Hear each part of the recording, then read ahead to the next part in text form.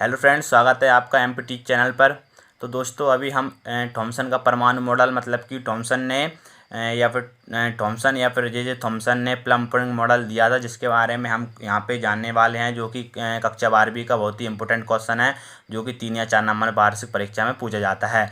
तो दोस्तों इसे शुरू करने से पहले हम कुछ इनके बारे में कुछ बेसिक चीज़ जान लेते हैं, जैसे कि प्रोटॉन की खोज, न्यूट्रॉन की खोज कैसे की, और इसके कुछ शॉर्ट ट्रिक भी हम आपके लिए लेके आए, जैसे कि अभी हम आपको यहाँ पे बता देते हैं। तो इनके शॉर्ट ट्रिक।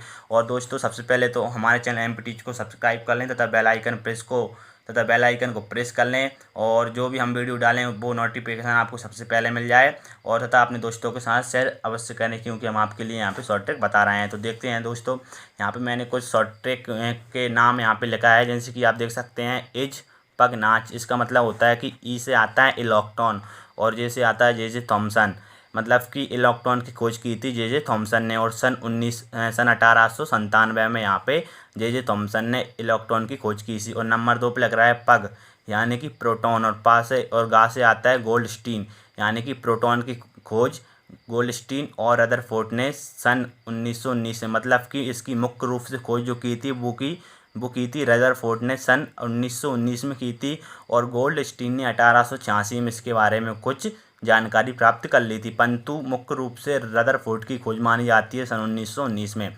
देखते हैं नंबर 3, यहाँ पे लिख रहा है नाच, मतलब कि न्यूट्रॉन, और चा से आता है चैडविक, मतलब कि न्यूट्रॉन की खोज जेम्स चैडविक ने सन 1935 में यहाँ पे की थी।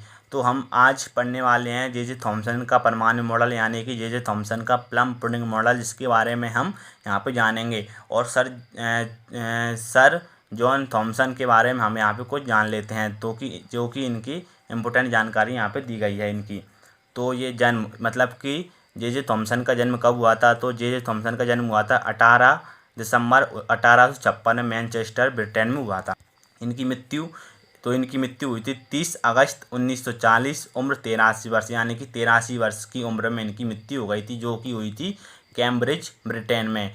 ब्रिटेन एक देश का नाम है, और मैनचेस्टर एक सिटी है, वहाँ पे इनकी, मतलब वहाँ पे मैनचेस्टर में इनका जन्म हुआ था, और कैम्ब्रिज में इनकी मृत्यु हो गई थी। और राष्ट्रीयता, मतलब कि ये किस देश से बिलोंग करते हैं, तो ये ब्रिटिश देश से बिलोंग करते हैं। और क्षेत्र, इनका मुख्य क्षेत्र कौन सा है, ये किस क्षेत्र में कार्य करते हैं, तो ये भौतिकी में कार्य करते हैं, मतलब कि भौतिक क्षेत्र में ये कार्य करते हैं। और संस्थान, मतलब कि इनके कॉलेज विश्वविद्यालय क्या रहे हैं, तो इनका विश्वविद्यालय है कैम्ब्रिज विश्वविद्यालय, जहाँ से इन्हें शिक्षा प्राप्त की थी। और यहाँ पे शिक्षा के बारे में भी दिया गया है कि मैनचेस्टर विश्वविद्यालय और कैम्ब्रिज विश्वविद्यालय से इन्होंने शिक्षा प्राप्त की थी। तो इन्हें कुछ नोबेल पुरस्कार भी प्रदान किए गए थे, जैसे कि हम देख सकते हैं यहाँ पे 1906 में भौतिकी में इन्हें नोबेल पुरस्कार से सम्मानित किया गया था। तो देखते हैं हम इनका आज प्लम पुडिंग मॉडल, जो कि बहुत ही इंपॉर्टेंट क्वेश्चन है, इसके बारे में कुछ हम जान लेते हैं यहाँ पे।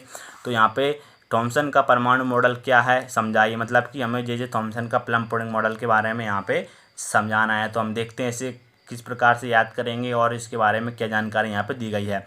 तो दोस्तों सबसे पहले हमारे चैनल एमपीटी को सब्सक्राइब कर लें तथा बेल आइकन को प्रेस कर लें, जिससे कि हम जो भी वीडियो अपलोड करें उसकी नोटिफिकेशन आपको सबसे पहले मिल जाए। तो जानते हैं यहाँ पर जे थॉमसन ने परमाणु के अंदर इलेक्ट्रॉनों और धनावेशों की व्यवस्था की व्याख्या करने का प्रयास किया, और उन्होंने एक परमाणु मॉडल प्रस्तुत किया, जिसे हम प्लम पुडिंग मॉडल कहते हैं। इन्होंने परमाणु के अंदर इलेक्ट्रॉनों और धनावेशों की व्यवस्था की व्याख्या की तथा इन्होंने एक परमाणु मॉडल प्रस्तुत किया, जिसे हम कहते हैं प्लम पुडिंग मॉडल।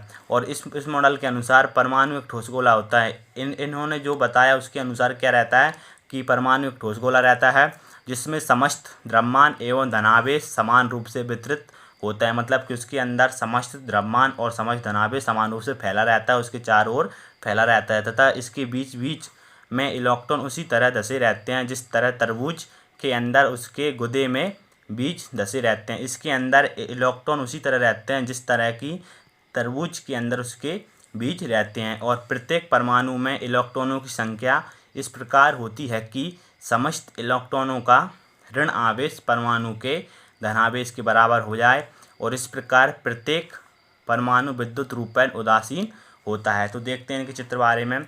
ये बहुत इंपॉर्टेंट ओटी है कि प्रत्येक परमाणु विद्युत रूपेण कैसा होता है, तो प्रत्येक परमाणु विद्युत रूपेण उदासीन होता है। ये इम्पोर्टेंट ओटी है यहाँ से लेके यहाँ तक। इसके बारे में भी हम एक वीडियो बनाएंगे अब आगे जाके कि यूनिट 8 की संपूर्ण ओटी एक वीडियो में हम आपको बता देंगे। तो यह प्रत्येक परमाणु विद्युत रूप पर उदासीन होता है। तो जानते हैं इनके चित्र के बारे में, इन्होंने किस प्रकार से इसे चित्रित किया गया है। तो ये है एक तरबूज, इसके अंदर इसकी काल्पनिक मतलब कि इसकी कल्पना की है, और ये है इलेक्ट्रॉन, और ये है गोला जिसमें संपूर्ण धनावेश व द्रव्यमान समान रूप से वितरित होता है, और ये थॉमसन का परमाणु मॉडल। इनकी कुछ सफलताएं भी रही हैं, और सफलताओं के साथ साथ यहाँ पे कुछ इनके दोष यानी कि कमियां भी रही हैं। तो हम जानते हैं सबसे पहले सफलता के बारे में। तो इस मॉडल द्वारा तापायनिक उत्सर्जन, प्रकाश विद्युत उत्सर्जन तथा आयनीकरण की क्रियाओं की सफलतापूर्वक व्याख्या की जा सकती है। तो मतलब कि यहाँ पे तापायनिक उत्सर्जन क्या रहता है। तो तापायनिक उत्सर्जन उस उत्सर्जन को कहते हैं जिसमें यदि हम किसी भी धातु को गर्म करते हैं तो उसकी सतह से यदि इलेक्ट्रॉन उत्सर्जन हो जाते हैं तो उसे कहते हैं तापायनिक उत्सर्जन। और तापायनिक उत्सर्जन की क्रिया में जो इलेक्ट्रॉन उत्सर्जन रहते हैं मतलब कि उत्सर्जक होते हैं उसे कहते हैं तापीय इलेक्ट्रॉन। और प्रकाश विद्युत उत्सर्जन उसे कहते हैं जब हम किसी धातु या फिर पदार्थ पे जब भी मतलब कि कुछ उपयुक्त आवृत्ति की विकिरण जब आपतित करते हैं तो उसकी सतह से इलेक्ट्रॉन उत्सर्जित हो जाती हैं, उसे कहते हैं प्रकाश विद्युत उत्सर्जन। और आयनीकरण की क्रिया उसे कहते हैं जिसमें आयन यानी कि धनायन और ऋण आयन पृथक पृथक हो जाते हैं, उसे कहते हैं आयनीकरण की क्रिया। अब पढ़ते हैं इनके दोष और कमी। तो इस मॉडल द्वारा हाइड्रोजन परमाणु के स्पेक्ट्रम में स्पेक्ट्रमी रेखाओं की व्याख्या नहीं की जा सकती। मतलब कि जो इस मॉडल इन्होंने दिया था इसे कहते हैं मतलब कि प्लम पुडिंग मॉडल। इसके द्वारा हाइड्रोजन परमाणु के स्पेक्ट्रम में स्पेक्ट्रम रेखाओं की व्याख्या नहीं की जा सकती। और नंबर 2 है कि रदरफोर्ड के अल्पक कणों के प्रकीर्णन प्रयोग में अल्पक कणों से अधिक कोणों से प्रकीर्णन की व्याख्या इस मॉडल द्वारा नहीं की जा सकती। तो ये रहे हैं इनके कुछ दोष, और मतलब कि सफलता के साथ साथ इनके कुछ दोष भी रहे हैं।